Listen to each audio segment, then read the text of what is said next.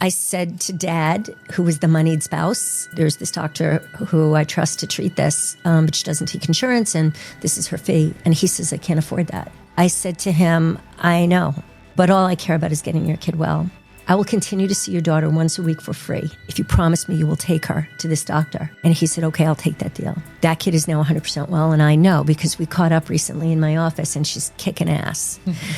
I went to my husband and I said, I can't live like this anymore. I can't live like this knowing that these kids are going to suffer if we don't get them proper treatment. We can't let another kid go down this path.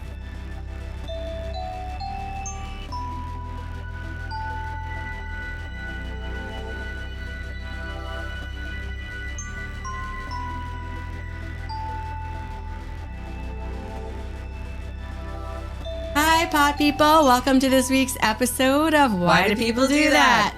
We are excited to have my former colleague, Renee Haber, here today. She used to work with me at Long Island Counseling, and she taught us all everything that we know about PANS and PANDAS. And we felt it was really, really important to have her come on and share her knowledge with all of our listeners and viewers, because this is definitely a very important topic. Renee, tell us a little bit about yourself. What are you doing now? Where can we find you? I'm in private practice in Merrick. I do take insurance. I know a lot of therapists don't want to do that anymore, but I still do that. I feel it's important to say that my first career was high school English teacher, then stay-at-home mom. And actually, when my daughter was 4 months old and I shot up out of bed knowing I had to go get her out of the crib, I shot up out of bed and I went, social work. That's what I'm supposed to do with my life. Just out of nowhere. Wow. Really out of nowhere. And because you know what, when I was grading papers, kids would open up to me and spill. Back then I didn't have clinical jargon. I called it the talk show topics. So date rape, eating disorders, cancer, pregnancy, suicide attempts. And I would go to my supervisor and I would say, you got to read this. And then she would read it and say, okay, now what? I said, well, what do I do with it? She said, just grade it and give it back. And I said, I feel like I'm supposed to do something more with it. Yeah. They shared it with me. I feel like I'm supposed to help them. And she said, that's not your training and that's not your role. And she was right. So when I went on maternity leave, when my daughter was 4 months old, I shot up out of bed and I realized social work, that's what I'm supposed to do with my life. And then I said, oh my God, that's going to be a whole other master's and I have to go nurse that kid. I don't have time to do this. And then there were some other things that kept me home. And then when she became a freshman in high school, I decided it was time. So I thought of her freshman year of high school as my freshman year of my second round at grad school. And when she graduated with her high school diploma, I graduated with my master's in social work. So I started doing this work literally at the age of 50. Now I'm 60. So I've been doing it for a decade. And I always say, any career you've ever had, any job you've ever had, nothing is wasted. So the teacher is alive and well in me. And I find myself in many of my sessions teaching about PANS and PANDAS. And so teach us about PANS and PANDAS, or me, Stacey. I don't know as much as listeners. Renee, but I know a lot because of Renee. So let's start with what is it? What are we talking about here? And why is it really so important for people to understand what this is? Okay. So PANDAS is an acronym, which stands for, and so I don't get it wrong because I'm a little nervous, Pediatric Autoimmune Neuropsychiatric Disorder Associated with Strep. And this diagnosis was first discovered by Susan Sweeto 28 years ago. She was the head of the National Institute of Mental Health. And over the next decade or so, so basically it's when strep causes psychiatric symptoms. And I'll explain what those symptoms are in a minute. But over the next decade, parents started to have kids who were sick and they didn't have strep. So it became known that other infections can cause psychiatric symptoms. So now they go by the acronym PANS, which stands for Pediatric Acute-Onset Neuropsychiatric Syndrome. The problem with the acronym is that the P for pediatric is bullshit. I can curse, right? You can say whatever you want here. So it's ridiculous to think that infections would say, gee, you're over 18, I'll leave you alone. It doesn't work that way. Yeah. I have 40-year-olds with PANS. I have 35-year-olds with PANS. So the P is bullshit. And the A for acute onset is also bullshit, because usually what happens is the acute onset is missed. So if you're lucky enough to catch the acute onset, great, then it fits. But oftentimes people will just say, oh, my kid's throwing a temper tantrum, or oh, my kid's having difficulty separating, or all of a sudden my kid is having nightmares. And they don't realize that it's connected to an infection that came before. And so then oftentimes that child gets labeled as the emotional one, the difficult one, the needy one, and then they go down the psychiatric path. Just so that we understand, what we're talking about here is a child gets sick, right? They get strep throat. I was going to ask, like strep throat that we've all gotten, and you get a Z-Pack for, and it goes away. So that's where PANDAS is derived from. So what kinds of illnesses? So let me just start with strep, because what's interesting is most people don't realize that strep can occur in places in the body other than your throat. Mm-hmm. You could have it in your sinuses, which is certainly connected to the throat, but women can have vaginal strep, and they can pass it to the child during childbirth. And so if a mom has strep while she's pregnant, there's a very good chance she's going to have a baby that has strep. And nobody's going to even think of that. They're just going to say, oh, this is a colicky baby. My baby won't sleep. They're not going to connect the dots. So strep can occur in that way. And then the other thing of it is, one of my adult clients, she's 36, and her kids were having a lot of strep. So I asked her, did she have strep as a child? And then she says, oh, yeah, I had a lot of strep as a child. And then I realized she was a PANDAS case when she was a child. She had some symptoms that were consistent with PANDAS. So recently, she's been having a lot of UTIs, and I found this in more than one patient. And I say to them, you need to know what bacteria is in your urine. Do you know what it is? And they'll say, no, I don't know. I go, well, we need to find out. And so sure enough, it's strep. So strep can occur in places other than the throat. And it's just important that people be mindful of that. You could have a staph infection on your skin, and it could be strep. So regarding the other illnesses that can cause it, this is a book that I bought in December 2019, before the world went crazy. I was at a PANS conference in DC, and the author was there selling this book. So it's written by a nurse. Her son had PANDAS, and here on Long Island, and she wrote the book. Anyway, this page shows a bunch of different things that can cause PANS. So strep, of course, bacteria, of course, Lyme disease, mycoplasma pneumonia is really basically walking pneumonia. But notice viruses. So mono can cause PANS. Coxsackie can cause PANS. And of course, COVID, a virus, can cause PANS. Yeah. So since the pandemic, we're all talking about this significant uptick in anxiety in our children. And some of it is rooted in PANS, maybe even more than some. The flu as well can cause PANS. Mm-hmm.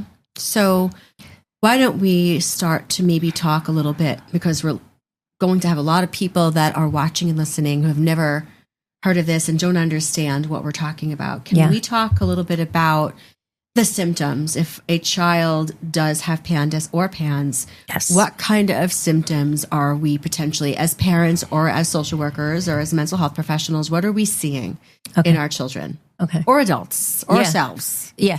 Doesn't have to be children. It doesn't have to be. No.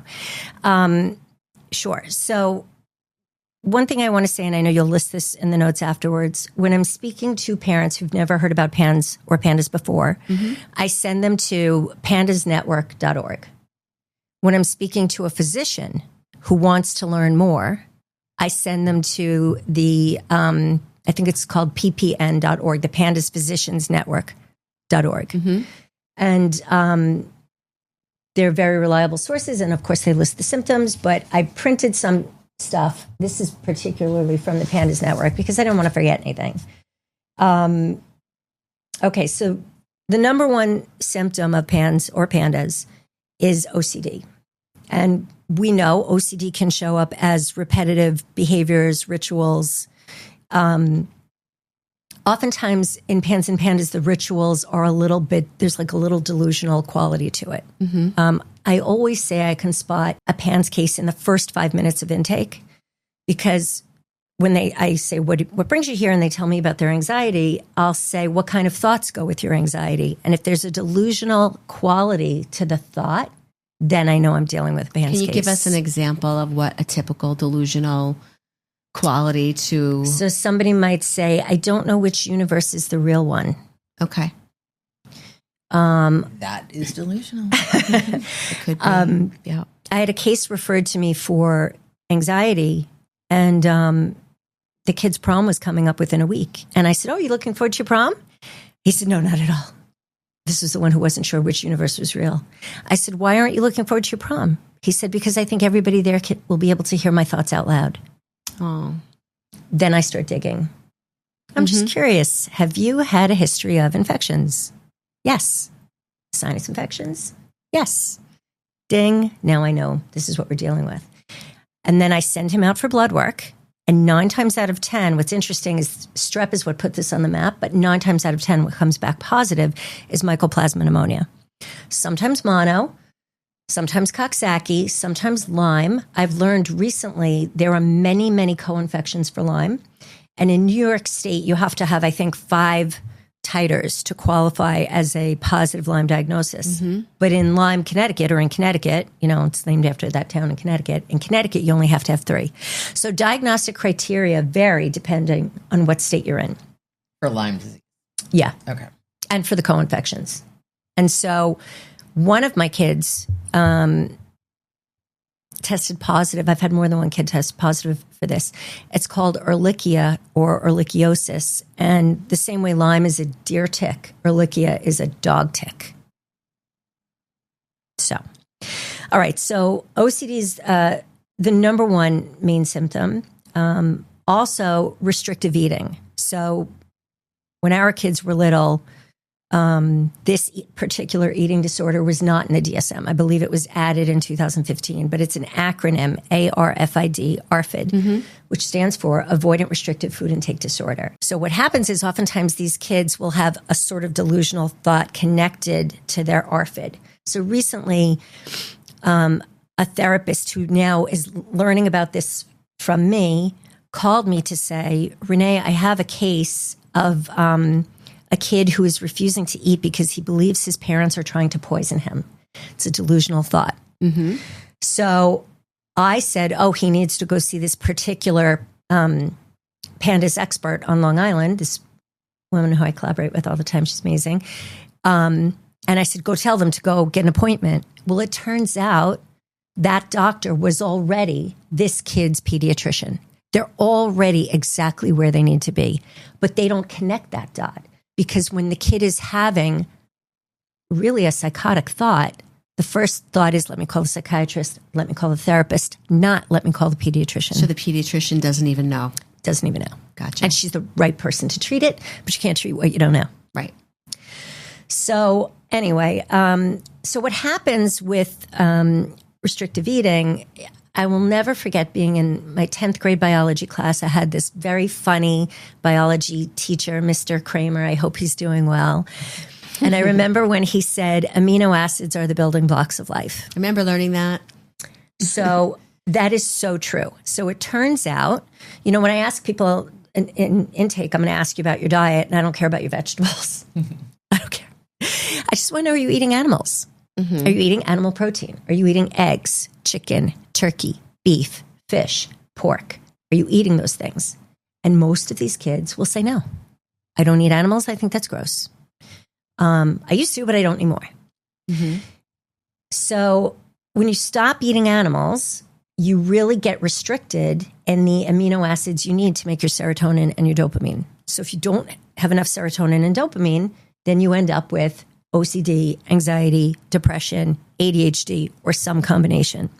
So what happens is if you get sick and then you stop eating animals, so you already have, let's say you already have OCD because you already have PANS. Then you stop eating animals, and now your OCD is on steroids because you're not making enough serotonin and dopamine. What often happens in these kids when I see them, we lived through Hurricane Sandy here on Long Island, and it was known as Superstorm Sandy. Yep. Because it was 3 storms that came together as one. What I often find is these kids or these adults who are suffering with this, there's more than one storm. So if you stop eating animals, you stop getting the amino acids you need to make your serotonin and dopamine, you often end up anemic. Anemic makes you weak, tired, and anxious. And then you often end up B12 deficient. And B12 deficiency can also lead to anxiety. So you see how you can get like this cluster of really debilitating. The delusional, obsessive thoughts about the food that they don't want to eat, which causes the ARFID, which causes the food restriction, is now going to affect right, the intake of the nutrients you need for a healthy brain. So a lot of so I have many different doctors now that I collaborate with, several different psychiatrists that I collaborate with. They often send me these cases. So it's now become probably 75% of my practice. I did not set out to specialize in this. I just didn't want to ignore it. And so every time I send people for blood work, they come back positive. I have yet to have anybody come back, negative. And if it's not infectious, then it's usually a nutritional deficiency. Often it's both, but oftentimes it's one or the other. So another thing that I learned from so basically when you try to find a practitioner who will treat this is something else that's important for people to know. Yep. In our country of 50 states, there are only 12 that consider PANS and PANDAS a legitimate diagnosis and a reimbursable code on insurance, and New York isn't one of them. So in the past, if you go to your pediatrician and say, I want to check for this, they would laugh at you. But what are you checking for? So I'm checking. What kind of blood tests are they doing? So what I've learned that the doctors frequently check for, I never see a pediatrician who will check for heavy metal toxicity or poisoning, but these integrative functional medicine doctors do. I've seen people come back positive for arsenic, cadmium, aluminum. These are things that are treatable. Aluminum, interestingly enough, is treatable with a chlorophyll supplement. Chlorophyll as in like the green in parsley. Green. Yeah. I've seen people go on this chlorophyll supplement, and 6 weeks later, the aluminum is out of their system. It's amazing. So, well, you mentioned before mycoplasma pneumonia is something that comes up a lot. Is that something they're looking for in the blood? Your regular pediatrician will not, but your integrative doctor, functional medicine doctor will. So they check for a whole host of infections. They do a full infectious panel. They check for metals. They'll often check neurotransmitters. They'll often check for deficiencies, B12, iron, iodine, vitamin C, vitamin D. One of the things that I have learned from these integrative doctors, because I'm not the doctor, so I don't have the prescription pad. I have to collaborate with somebody. So I have what I like to think of as a nice Rolodex. Not that anyone uses that term anymore. So what I've learned is that, we grew up with Morton's iodized salt or whatever the other brand was, right. Diamond or whatever, iodized salt. And then we all thought, sea salt is so much better. Let's switch to sea salt. So what happened is many of us became iodine deficient because sea salt doesn't have iodine. When you're iodine deficient, it can throw your thyroid out of whack. When your thyroid goes out of whack, you tend to get sick a lot. When you get sick a lot, you tend to get PANS. If you get PANS, you tend to get ARFID. And then you see how you have this superstorm. So what I often say to people is we have to do a deep dive. We have to cast a wide net because you probably have more than one storm and you don't want to miss anything. When we study as social workers for the licensing exam, And I did the boot camp. I don't know. Did you do the boot camp? I didn't have to take that exam because I graduated in 1990. Heather and I both graduated in 1997. Okay, lucky you. And we got ours. And so we were grandfathered in. So when they switched everything over to have that LC exam, we automatically were already C's because we had our R's. Okay. So I had to take the first exam for the LMSW and then the second one for the LCSW. The exams are really pretty similar, if not identical. I'm not sure. But when you go for the boot camp to train you to pass the exam, one of the things that you're supposed to look for in the questions is how to rule out the medical. This is all I'm doing. I'm just ruling out medical. And, I don't see why that's so shocking for doctors. I recently sent somebody, I gave them a list of things to ask their regular primary care physician for in blood work. And the doctor said, "What are you going on a fishing expedition?" I want to say yes. And what's wrong with that? Why not cast a wide net?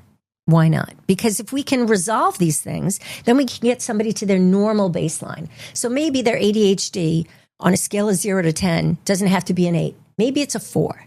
And then we go from there. Because maybe if we solve these things, you know what I'm saying? Or maybe their depression doesn't have to be a 10. Maybe it gets to like a 3. And the other thing is in the PANS and PANDAS community, and parents should really know this, because when you go to your pediatrician and you say, my kid's depressed, one of the first things they're going to do is prescribe an SSRI. I have learned from the doctors that I collaborate with that SSRIs are often contraindicated. And you know how there's that warning that there's that small subset of the population that SSRIs might make them suicidal? There's a good chance it's your PANS people. So... Oh, sorry. Keep going. Okay. So, all right. So restrictive eating. Another major symptom are tics, involuntary motor tics. So I've seen kids with eye rolling, if I could do it, eye rolling facial tics, twitches. I've seen, I had a kid sniff repeatedly through an entire session. She kept going. I had a little girl once with PANS who had...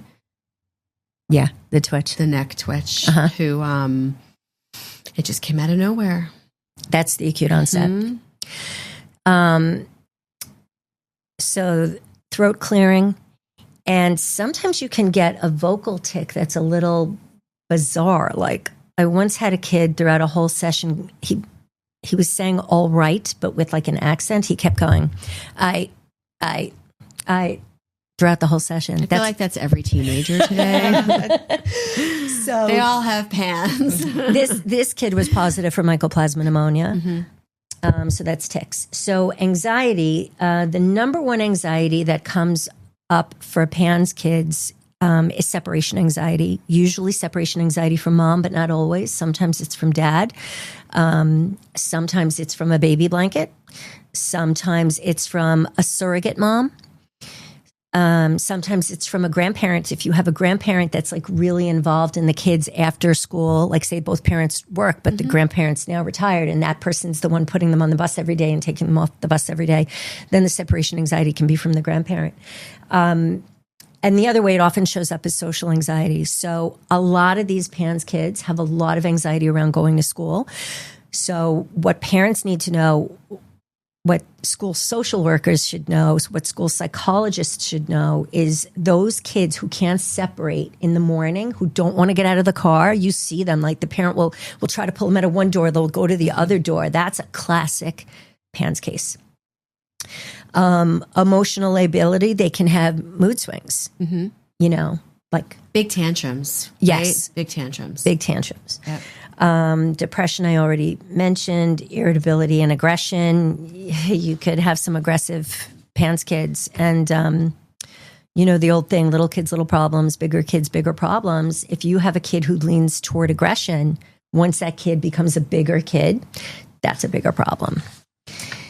I don't want to interrupt you. Go ahead. But Go ahead. I'm just trying to, so you're mentioning, the restrictive eating, the obsessive compulsive behaviors, these, kind of diagnoses or things. So what you're saying is that these things just happen suddenly. They come out of nowhere. So like all of a sudden you wake up and your kid's ticking. It can. Okay. It can. It absolutely can come out of nowhere. But oftentimes what happens is you have a kid who, like, sometimes you'll think it's connected to an event. Like, I had a kid who out of nowhere was obsessed with death. And there was a death in the family 2 weeks prior. So mom thought it was from that. But I dug deeper and I said, any illnesses recently? And she said, oh yeah, he had COVID. I said, when? She said, 2 weeks ago. I said, did he get it at camp? She said, no, he got it at the funeral. I said, now you know why he's OCDing, obsessing about death, because his body intuitively knows that's where he got sick.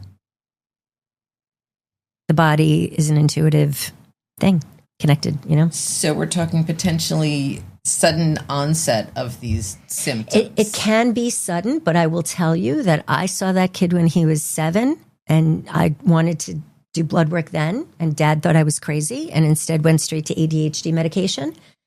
When that kid was 12 and that whole thing happened where he started obsessing about death and he was extremely depressed. He felt there was no point to living. He didn't have any sort of suicidal plan, but he thought there was no point to living and he didn't want to live and he didn't know why he felt this way and he was afraid everyone around him was going to die. And he said, he remembered me and he said to his mom, I think you need to call Renee. I think sometimes what happens is the child does get PANS or PANDAS and the symptoms subside somewhat. And then there's a flare up because they get sick again, right? Like they could kind of be coasting along, like they're not 100%, but they're better. They're okay. And then all of a sudden they get COVID and it flares up, right? The infection in the body that it might exist from 5 years ago when they had a tick bite or they had pneumonia, or they had something, because COVID can bring that back. It was never detected. You know, there are incidents where it's sort of out of nowhere. You know, I had a case several years ago where, you know, the dad came to me and said, we're going to have our daughter tested for autism. We think she might have autism. And I said, that's interesting. You never mentioned that to me before. Where is that coming from? And he said to me, it really came out of nowhere. And I said, well, autism doesn't really come out of nowhere. So can you help me understand that a little bit more? And he said, well, all of a sudden, and this was a little girl who was 4 years old. All of a sudden, out of nowhere, she's throwing these tantrums that are so psychotic and volatile that she literally threw herself down the stairs because she did not want to, do something she was being asked to do. And that's one of the things I've read too as being a symptom, is not being able to take instruction or orders, not wanting to be told what to do. No, can be a major gaslight for them, yeah. Is that not every child to some extent?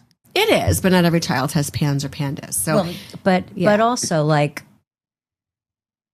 I remember there were times I said no to my kids and they tolerated it, I mean, they're... Mm-hmm. Yeah, this was like an extreme response. No, I threw herself down the stairs, and I think what was why it was so, I think, jarring for the parents was that she never acted like this before. She had never done this before. She had never thrown tantrums like this before. She had never thrown herself down the stairs before. And I said, listen, this is really out of nowhere for her. Then I wouldn't say that, she was totally fine coasting along and then all of a sudden she just got autism. What else is going on? What else is happening? Tell me more. And so one of the things I asked was, has she been sick recently? Yeah, she had strep throat. I said, when did she have strep throat? A couple of weeks ago. Did this behavior start before the strep throat or after the strep throat? I think after. Okay, well, it's possible. And I think that's the important thing, is we can't know, right? Without blood work, without referring to the correct doctors, and without doing an investigation, we can't just know, right? All we can do is suspect, right? If you have a kid come in and they've been acting like this since birth, and they've been like this, since the moment they were conceived, and they've had neurological testing and this, that, and the other thing, and it seems indicated that they have ADHD, it could really be that they just have ADHD. It doesn't mean that they have PANS or PANDAS. Not necessarily. She said there was vagina strep. There could be vagina strep. Yes. So they could have been born with vagina strep PANDAS. Yes. Yes, that is definitely possible. I had a case like that, yeah. And she had missed a lot of school. Yeah. And she'd been seeing a psychiatrist, wasn't on any psych meds, but was seeing a psychiatrist. And I suggested we do the testing, and she came back positive for strep. And then that psychiatrist wanted to speak to me. And he said to me, "Are you telling me that all these people I've been seeing for years, that it could really be this? All these people with OCD could really be this?" And I said, yeah. It could be. And right? he said, "Okay, I'm going to send you some cases." And he and I now share a bunch of cases, and they're all PANDAS positive. I got to say, as a mom now terrified of strep, hearing this, and I recognize that there are other viruses. Not everybody that gets strep ends up with PANDAS, right? But like in this case. And not everyone with OCD is because of the PANDAS, right. But it's important to rule it out. This is not like everybody that has OCD has PANDAS, or everybody that has ADHD has PANS. This is something that exists out there in the world. So I think really all Renee is trying to say is, if your child has these symptoms, right? Consider exploring. One of the things you said before that was really important is the pediatrician didn't know about the psychiatric symptoms because the parent was only bringing that to the social worker. Yeah. That's why it's so important for the social worker to ask these questions and then refer back to the doctor, right? Like, I didn't treat this patient's little girl. I said, "Do me a favor.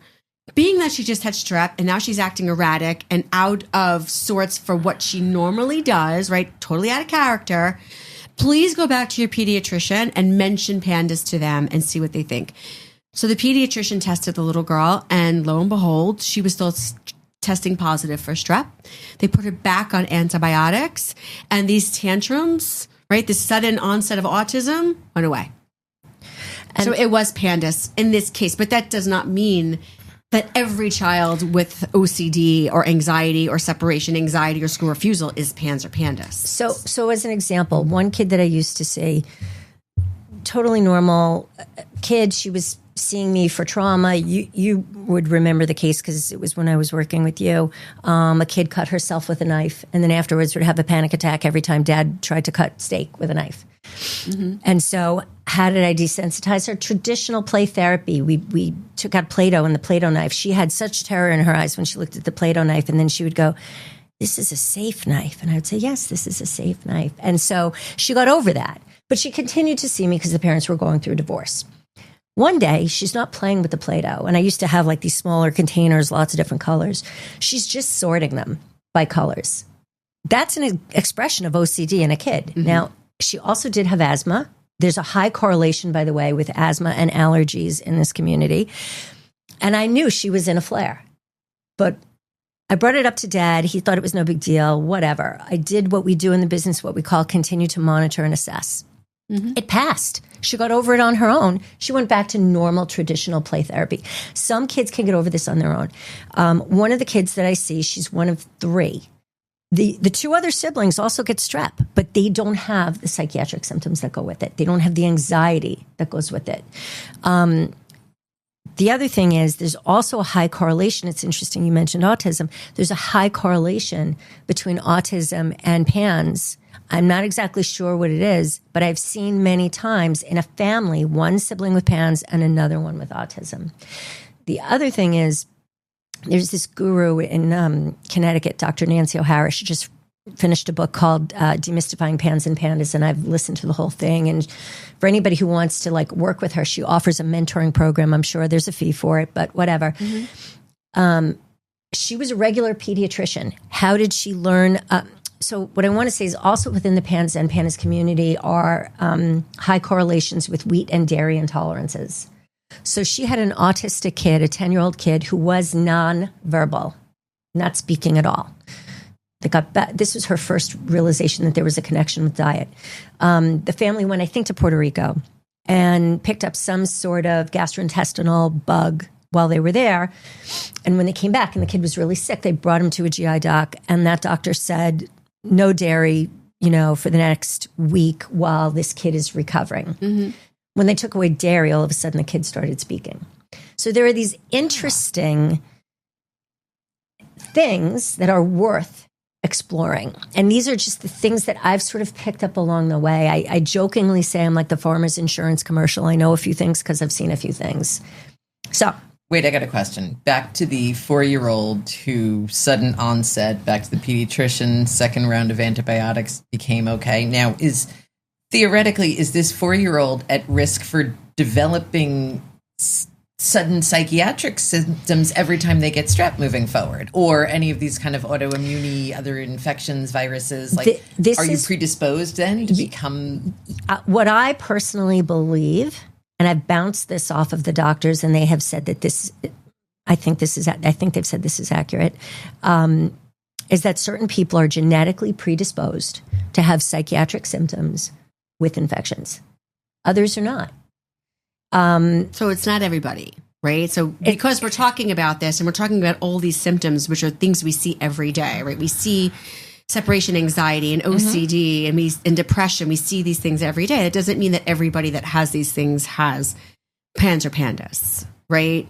There are more people who don't have it than that do have it, but there are people who have it. And I think the current statistics it goes missed because so many people don't know what it is. The current statistics is that it's 1 in 200 children. But there's no way that's accurate because, again, the P for pediatric is bullshit. And I think it's in every classroom. I really do.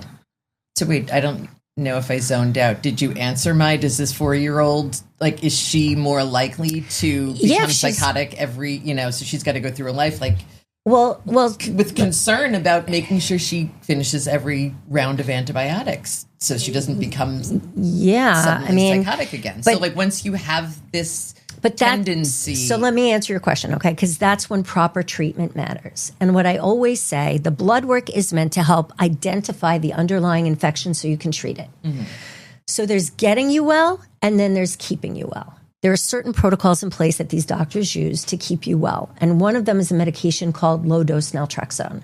So naltrexone is prescribed in different dosages for different things. You specialize. You know this one. You know this one. You specialize in this, right? I think it's 50 milligrams if it's alcohol use disorder. Okay. In the medication Contrave, it's half Wellbutrin and half naltrexone. It's about 8 milligrams of naltrexone. They use that for weight loss. Yes. I've seen commercials for that. Yes. Yeah. In low-dose naltrexone, the max dose is 4.5, although I will say some of these practitioners are starting to go higher. So what happens with low-dose naltrexone, and there are articles written about this, it's a known treatment in the functional medicine world. Most traditional Western doctors don't know about it, but in the functional medicine world, low-dose naltrexone is a known treatment for long COVID. It helps with brain fog. So PANS, what it really is, all it is inflammation in the brain. So if you were to look at like a cross-section of the human head, the back of the nose butts up right against the brain. And if you think of our 5 senses, the one most strong, and there's more than 5, by the way, but the 5 that we talk about, the one that's most strongly connected to memory. There's like 10. I just learned this last week in a training I was taking, but go ahead. Yeah. Wow, that's got to be a whole other podcast because I'm super curious, but I'm down the I would love to talk more. I would love to talk more about the proprioceptive sense, but not today. Yeah. So in any event, of the 5, the one most strongly connected to memory is smell. And the blood-brain barrier is in the back of your nose, right up against your brain. So when you get an upper respiratory infection, if stuff has happened in your life that has caused some permeation in the blood-brain barrier, the infection's going to get up there and it's going to mess with your brain, which is why a lot of these PANS kids, when I see them as teenagers, they have very poor recollection of their childhoods. Mom and dad will be like, do you remember this? No, I don't. You don't remember when this thing happened? No, I don't. Really poor memory.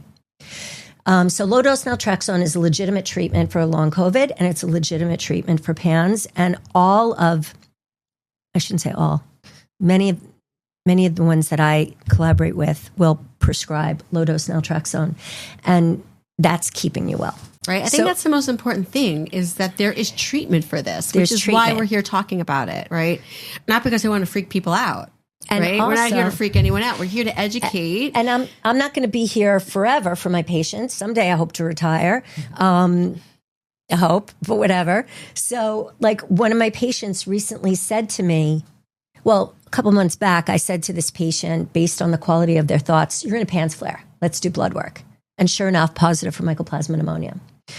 Hold on. PANS flare, like symptoms, psychiatric symptoms kind of upsurging. Okay. Intrusive thoughts is what he was presenting Okay. with. Just need you to dumb it down for. Sorry. Right. Like all of a sudden he started having Intrusive thoughts that didn't make any sense to him. So I said, that sounds like a PANS flare. Let's do blood work. And yes, it showed mycoplasma pneumonia. He went on Augmentin and it got rid of it. So on a scale of 0 to 10, where his intrusive thoughts might have been a 7 or an 8, they dropped to 0. That's an amazing thing.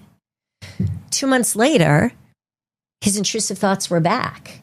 And he texted me, my intrusive thoughts are back. I need another antibiotic. And I reached out to the prescribing physician and she prescribed it because she knows the case.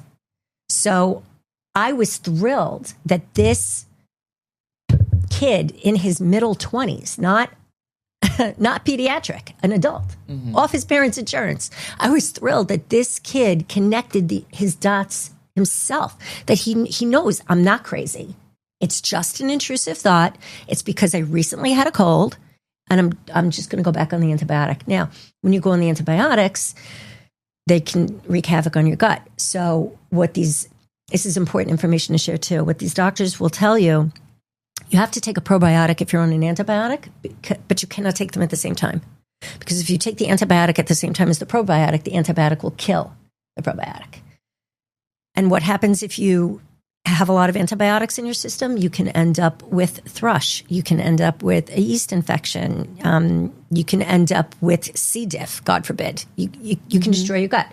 So probiotics are incredibly important. And finally, the medical community is starting to recommend it more and more. But the best advice that I've heard from the doctors that I collaborate with is that you want to take the probiotic right before you go to bed. Because if you think about how we eat and drink during the day, food is moving through our GI tract. So if you take your probiotic during the day, it's going to move through. If you take it right before bed, it's going to sit in your gut all night and have the most benefit of healing. So that's important because we want to give the antibiotic to heal the infection, but then we don't want to cause other problems. And oftentimes these kids are on back-to-back antibiotics. Yeah, they say the stomach is the second brain, right? Yes. Yeah. So, all right. So I want to just go back to symptoms. Regressive behaviors. So you can have a kid all of a sudden start talking baby talk or sucking their thumb or playing in a way like they're playing with younger kids all of a sudden. Stuff like that. Deterioration in school performance, particularly math. But it can be anything because maybe they're having difficulty concentrating in school. I mentioned school refusal already. Okay, changes in handwriting. Neat. I had a session with a PANS kid the other day, just started high school, and we were playing Yahtzee. What's the value of playing Yahtzee besides the fact that it's fun? I got to see his handwriting. Most people, if you're writing a 2, will write it like that. He wrote it from the bottom up. Oh. I've had PANS kids write their names backwards. Sensory sensitivities is a big one. This is probably what's behind ARFID. But you'll see kids who they won't wear jeans. They're very picky about their sock seams. Labels don't seem to be that much of an issue anymore because a lot of times they're printed in as opposed to sewn in. But labels, tags, things like that can be a big problem for kids. But again, we're talking kind of sudden onset of these where to be the concern, because there are plenty of, kids that have sensory issues that have always had sensory issues. Which could be connected to other things, though. It could be connected to nutritional deficiencies, too. So I'm not saying everything is infectious. Somatic symptoms. This includes things like frequent urination, bedwetting, enuresis is the technical term for that, and poop accidents or encopresis. It's not normal. Like if you have a kid who's a teenager and all of a sudden they're bedwetting, could that be a symptom of something else? It could. Like bedwetting is sometimes a symptom of sexual abuse, but it could also be this. So Hyperactivity, we mentioned. Coriform movements. This was the first kind of, I guess, tic that was diagnosed, something connected to Sydenham's chorea. It has to do with like piano playing fingers. Like sometimes you'll just see kids doing that. I already mentioned severe separation anxiety. Okay, hallucinations is a big one. Not every kid will have this symptom, but many do. Now, oftentimes if they're having a hallucination, they're embarrassed by it, so they're not going to tell you.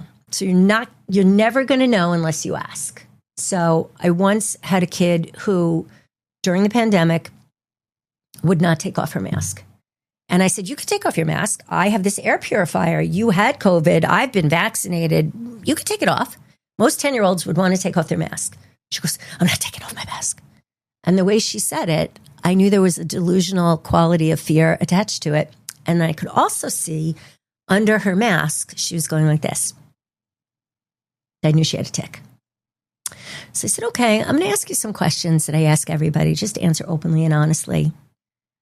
And I said, do you ever hear anything that's not really there? You know, something you hear that nobody else hears. And the answer was yes. And she turned out to have a pretty scary voice. And then I said, okay, I'm going to ask you something else that I ask everybody. Just answer openly and honestly. I don't ask this of everybody, but I ask it when I suspect PANS. So I said, do you ever see anything that's not really there? You know, something you see that nobody else sees. And she said, yes. And I said, what? And she said, I can't say it. It's too scary. I said, can you draw it? And she drew me this really scary man. And I said, where do you see him? And she said, every night outside my window. And a lot of these kids don't want to sleep alone in their room. A lot of these kids, when they start knocking on mommy and daddy's door, I had a bad dream, can I sleep with you? And that seems like a normal thing, but it might be. Do have that. But it might be this. So another question. Didn't mean to cut you off. I'm sorry. Go ahead. So hearing the voices, seeing the scary man, like the natural next jump would be an antipsychotic medication. So my natural next jump is blood work. Well, yours. Okay. But as, say, a psychiatrist who's not familiar, as a pediatrician, whatever. So kid starts on an antipsychotic. Do the symptoms I didn't let that happen. Well, okay. But in a hypothetical. Theoretically. Yes, hypothetically. If they didn't meet you and they were prescribed an antipsychotic. Psychotic kid gets an antipsychotic. Do those symptoms go away from the antipsychotic? I don't know. I mean, if it's PANS, probably not. Maybe you just make them so sort of sleepy that I don't know. But what I can say is I said to her in that moment, I know exactly what's wrong with you. I know exactly how to fix it. You're not crazy, but we're going to need to do some blood work. Would you say yes to that? And she said, yes, if it'll make this stop. And she was positive for mycoplasma pneumonia. And that kid is now 100% well. 100%. So 10 days of Augmentin. She needed more than 10 days. Okay. But treated with Augmentin, so what I should also say, psychotic symptoms went away. So what I should also say, in doing health history, asking the parents, what's the health history? Has she been sick? Mom said, oh yeah, she's been sick ever since she was born. She had autoimmune encephalitis in her first year of life. This has been going on all along. But she isn't going to her parents saying, I'm hearing voices and I'm seeing things that aren't there, because she thinks she's crazy, so she's hiding it. Kids are often afraid to tell their parents things because they know that their parents are upset already with the things that are going on. So as therapists, kids will very often come and tell us things that they don't tell their parents because they don't want to upset them. They don't want to scare them. Exactly. Or sometimes they're invalidated and shut down depending on the parents, right? And also that they won't tell the pediatrician. I've had pediatricians send me cases because the kid said they had anxiety, and then the kid starts telling me all their delusional thoughts that they never shared with the pediatrician. And I said, why didn't you tell your doctor? And they said, I was embarrassed. So the therapist office is a safe place. Pediatricians aren't even asking. Well, a lot of them aren't. So to bring us to the pediatricians for a minute, I know that this has been a journey now for many years where some pediatricians were on board. They would ask the questions, they would do the blood work, they would treat. Some say, I don't believe in it. I know that just this year, the American Association of Pediatrics has finally agreed that PANS and PANDAS is actually a real thing. Yes. You can't just decide you don't believe in it anymore because it is scientifically proven. As of December 2024, the American Academy of Pediatrics announced in a journal, a medical journal, that it's real, and they recommend that psychiatrists, pediatricians, and therapists screen for this. Yep. So this is fairly new. That it's not even a year, right? Right. That the American, Association of Pediatrics is finally recognizing, yes, this is real. Yes, we have to screen for it. Remember, we're talking about cases. We're talking about screening. We're not saying, we don't want to scare anybody. We're not saying that anybody who has these symptoms has infections or that they, or every infection is going to cause psychiatric symptoms. Exactly. What I want to say is that I have watched many people completely recover. At this point in doing this for 10 years, I have probably treated close to 200, maybe more. I'm not really sure. I don't really know, but it's a lot. And there are many times that, I'm just going to say this, I really don't believe in mental illness anymore. I believe in brain illness. I think the brain is an organ in your body like any other organ. In the same way you could consume too much sugar and end up with diabetes, or you could smoke and ruin your lungs, or you could drink too much alcohol and ruin your liver. The brain is an organ in the body like any other. And so there's this psychologist, a Columbia Presbyterian. His name is Dr. Agayu. He does not see patients. He's a researcher. He's studying this. And what he has proven, he has taken strep molecules and he's mixed them with saline, and he's dropped them with like a dropper into the nostrils of mice. And then he watches the OCD and anxiety take place, begin, acute onset. He's proving this. This is not voodoo anything anymore. It's real. And I also want to say that a couple of years ago in the Washington Post, there was an article about a psychiatrist. I always get mixed up with like interning and residency. I can never keep that straight, but he did something like that. Sometimes it's okay to just say, I'm not exactly sure. I don't know. Right? Disclaimer.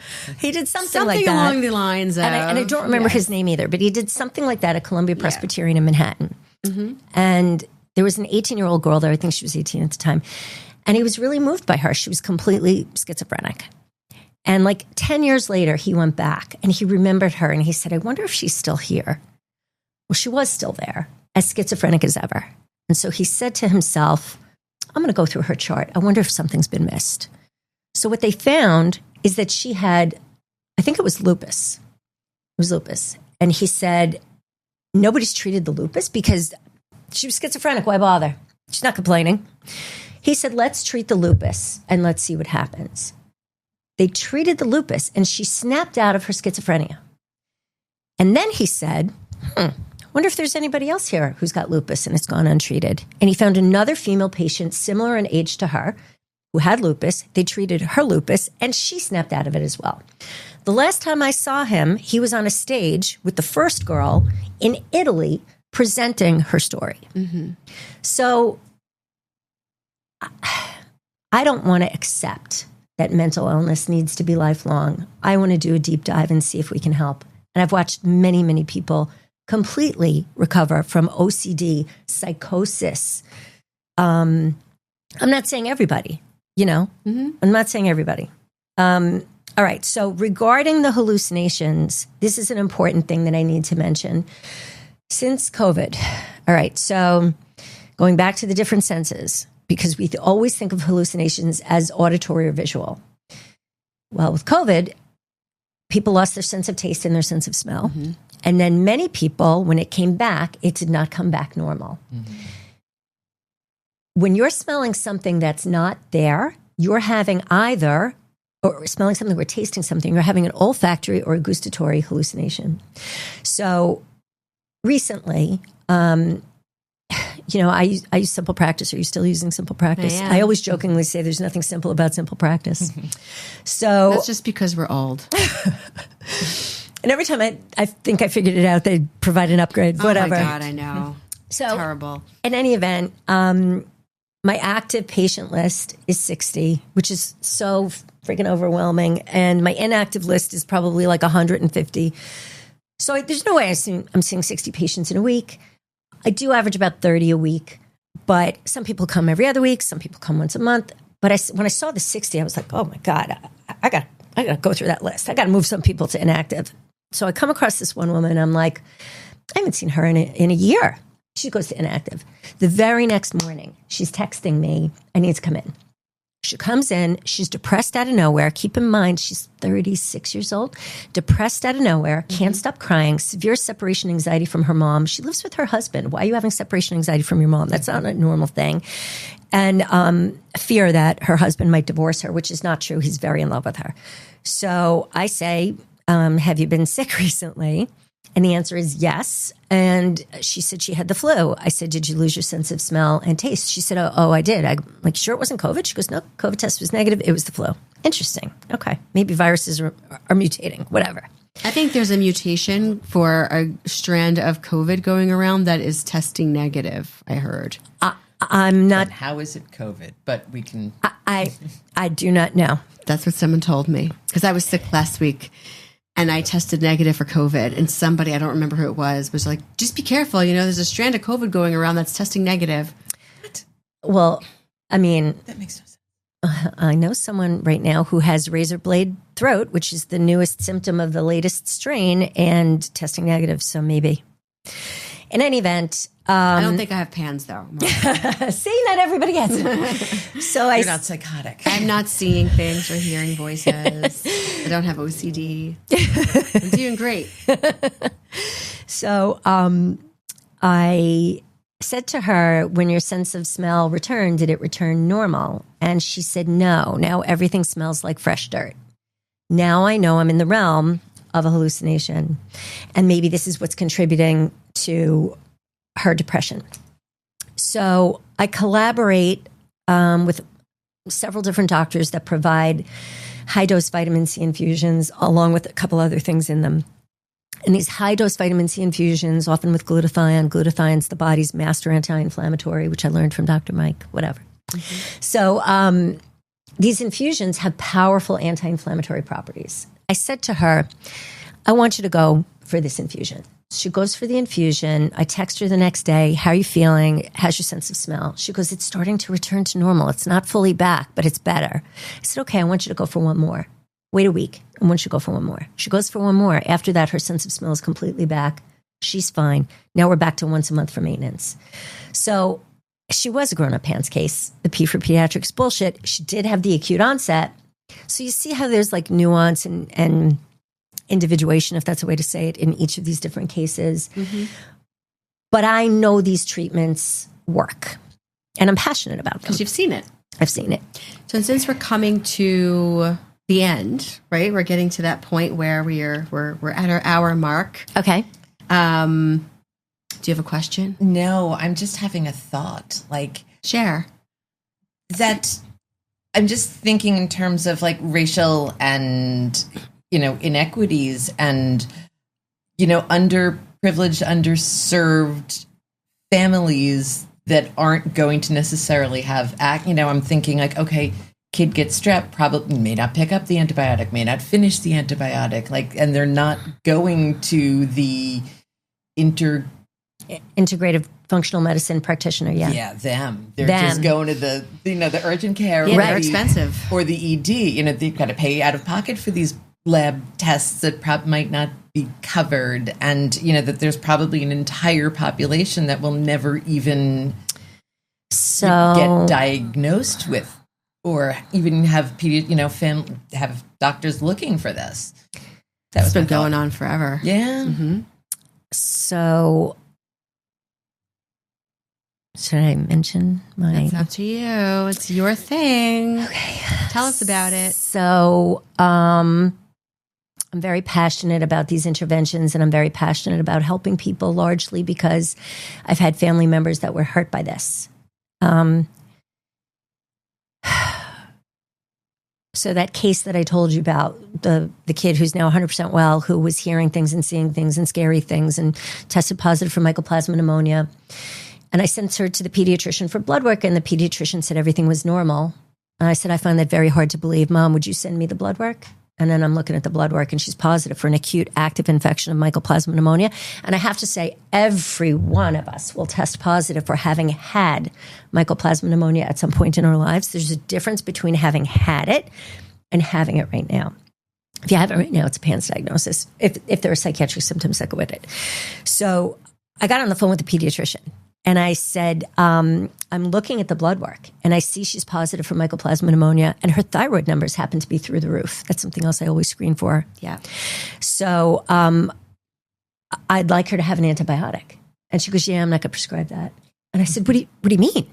She said, well, I didn't really know what to do with the blood work. So I got on the phone with infectious disease, and she said, PANDAS and PANDAS isn't real, so we're not going to treat this. That's why we're here. Mm-hmm. So, and granted, that was about 5 years ago. I wanted to send her to a doctor who doesn't take insurance, because in New York, as I said, we are not one of the states where there's a bill sitting somewhere in Albany, and I've been in touch with legislators. Well, they're going to have to do it now that the hope so. Association of Pediatrics is recognizing I reached out to a couple legislators, and I sent them the article about it becoming a real thing. But I think there's some chaos right now in government, so maybe it's not a priority. Things happening. In any event, I said to Dad, who was the moneyed spouse, they were going through a divorce. I said, Dad, there's this doctor who I trust to treat this, but she doesn't take insurance, and this is her fee. And he says, I can't afford that. So the fee was $400 a visit. So I said to him, I know, but all I care about is getting your kid well. And so I'd like you to play Let's Make a Deal with me. Here's the deal I'm offering. I'm currently seeing your daughter once a week in my office, and she has insurance, but an incredibly high deductible. And so you're paying my private pay fee of $100 a visit. That's $400 a month. I will continue to see your daughter once a week for free if you promise me you will take her to this doctor, because I know you won't need to see her more than once a month. And he said, okay, I'll take that deal. That kid is now 100% well, and I know because we caught up recently in my office, and she's kicking ass. That being said, after that, I went to my husband and I said, I can't live like this anymore. I can't live like this knowing that these kids are going to suffer if we don't get them proper treatment. We can't let another kid go down this path. So we have to start a foundation. So we started our own family foundation, and it's called the Haber Foundation for Mental Health. The mission statement is to provide financial support for interventions not currently covered by insurance. I've covered the cost of vitamin C infusions, supplements, the fees for these integrative doctors, sometimes blood tests that aren't covered. I've covered neurotransmitter testing, hormone testing, stool testing, food sensitivity testing, things that are not covered by insurance. And with that, I did it for two reasons. One was because I didn't want to see kids be hurt, but the other was because I really wanted to see if these interventions actually work. And I didn't know how else to do it if people couldn't afford it. So I started covering it, and I started watching kids get better. And then I started sending adults for the same things when they presented with the same symptoms. And as I told you about that woman, she got better too. So I believe in these things, and I've witnessed people get better. So it's what we call in the field anecdotal evidence, right? I haven't done a formal study. So in terms of these people in underserved communities, right, this is why we do the things that we're doing right now. It's about psychoeducation. It's about awareness. It's about spreading the word. It's about making sure that people know that these things are out there, hoping that somebody who, needs to know this will watch this and hear about it and learn about it, or somebody will see and hear and listen and learn and tell somebody else who tells somebody else who tells somebody else. And, they will, discover this thing that they didn't know existed. And hopefully, this will become something that is just, a regular standard practice in pediatric offices, which it should be. And it's really important that our profession be aware of it, right? We can't assume that every case that walks in that has anxiety or OCD or whatever is PANS or PANDAS, but we have to be aware that it could be, and ask the right questions and refer to the right doctors, or refer to Renee and her foundation. Let her ask the questions and get more information. Exactly. Yeah. So I want to say it is a legitimate 501c3. Yeah? Yeah. Yeah. Exciting. You're a good egg. I try. So, since you've come to an end, is there any last thing that you want to say? Any last thought? Anything you want to share to leave us with today? Yes. So I remember being in grad school at Adelphi, and in one of the classes, the professor showed a video that you can easily find on YouTube, and there's many different versions of it on YouTube. And it was a little girl. She must have been about 10 years old, and she was standing by the shore at a beach, and there were all these starfish that were washed up. I don't know it. So this man comes up, and she keeps flinging the starfish back in the ocean. And the man walks up, and he says, "What are you doing?" And she says, "I'm saving the starfish." And he says, "You can't possibly save them all." And she picks one up, and she throws it back in, and she says, "I saved that one." And that is kind of, I think, what motivated me to start my foundation. And I guess someday I'll have to do, maybe someday soon, some fundraising so I can help more people. But anyway. Yeah. So stay tuned, people. But you're doing a great service for the people that you can help, and that's wonderful. Something you're passionate about. And well, also, like, you know, when I grew up, I think it was a shampoo commercial. They told two friends, and they told two friends, and so on and so on and so on. So a lot of the cases that I get are people who are currently my patients for PANS. They'll be listening to a friend or a neighbor or family member with a kid who's presenting similar to their kid, and then they'll send them to me, and then I'll send them for testing, and sure enough, it is PANS. And so I have yet to not have somebody come back positive. That's a pretty incredible track record. But well, you know it when you see it. Yeah. Yeah.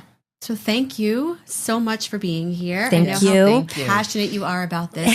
So I've been bugging you to come on here for like months now. And here you are. And here I am. I decided there was never going to be free time. I had to make it. Yeah. So yeah, but it's important because you know what? You just threw a bunch of starfish back in the water today, right? So yeah. Thank you. So thank you for the opportunity to share this information. You're welcome. Our pleasure. So I think that's it then, right? I think so. We good? We good? Yeah, we we're good. All right, pod people. Thank you so much for being here and listening to Renee. You are lucky to have had the opportunity to learn from her.